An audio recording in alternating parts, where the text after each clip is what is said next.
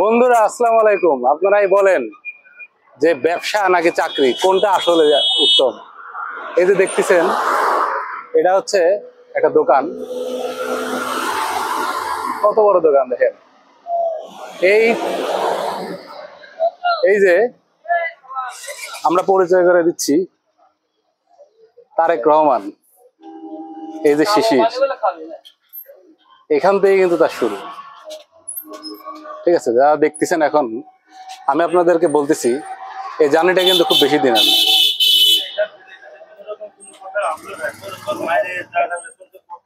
এটা হচ্ছে এই সেই শিশিরের দোকান যে কি প্রাণারে ফেলে কি চাকরি ছাড়ে এখানে এসে এই দোকানটা দিচ্ছে।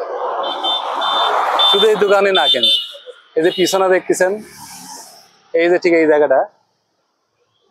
জায়গাটাতে দেখতেছেন এখানে যে বাড়ি, এটাও কিন্তু শিশির তৈরি করতেছে।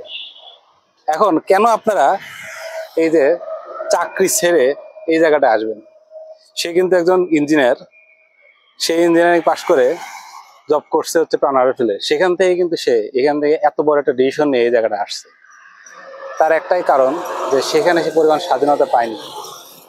আর এখানে এসে প্রথমে যখন একটা মানুষ বাইরে থেকে আসে, মানে বাইরে থাকলে লোকজন মনে করে না ঠিক আছে সে হয়তো অনেক বড় কিছু করে বা অনেক জব করতেছে, কিন্তু সে দিন শেষে কি করতেছে এটা কিন্তু কেউ জানে না।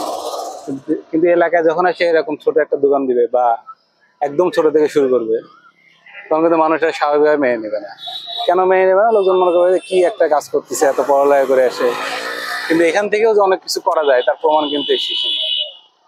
হ্যাঁ, পুঁজি লাগে, অনেক জায়গায় অনেক রকম পুঁজি লাগে, হয়তো বা ওর পুঁজি তো কম ছিল, পুঁজি লাগে, কিন্তু সাহসটা কিন্তু সবচেয়ে বেশি গুরুত্বপূর্ণ।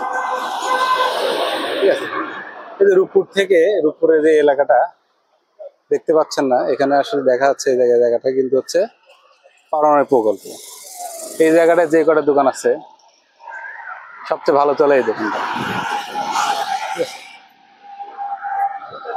কেনই বা এখানে সে আছে? অবশ্যই ভালো কিছুর উদ্দেশ্যে এখানে আছে। কি নাই আসলে আমাকে যদি বলে যে হচ্ছে তুমি সামনে থেকে সফলতা কি দেখছো, আমি মনে করবো আমি শিশিরকে দেখছি। ঠিক আছে, এই যে এখানে সে ফার্স্টে শুরু করছিল এই যে ফ্লেক্সিলোড থেকে, তারপরে যে এখানে আস্তে আস্তে এই পাশের দোকানটা সে নিছে, এখানে গ্যাসের বেশ চাহিদা ছিল, গ্যাস শুরু করছে, তারপরে কিন্তু আজকে এই অবস্থা। মানে দেখেন কি নাই। এছাড়া ওর হচ্ছে প্রচুর এখন আমের সিজন, লিচু সিজন, এগুলা বাগান কেনা আছে, বেশ কিছু আরো অনেক কিছু আছে। যে জিনিসটা আসলে 10 বছর চাকরি করো আমরা, আরো যারা আছে যারা বাইরে, আর 10 বছর চাকরি করো এটা পসিবল না। যাই হোক, তাহলে সবাই এটা কিন্তু মনে রাখবেন, আসলে ব্যবসা হচ্ছে আল্লাহ পাকের রহমত। ঠিক আছে, ধন্যবাদ সবাইকে। এটা যদি অন্য কারো জীবনে উপকার আসে তাহলে অবশ্যই উপকারিত আমিও। খোদা হাফেজ, ঈদ মোবারক।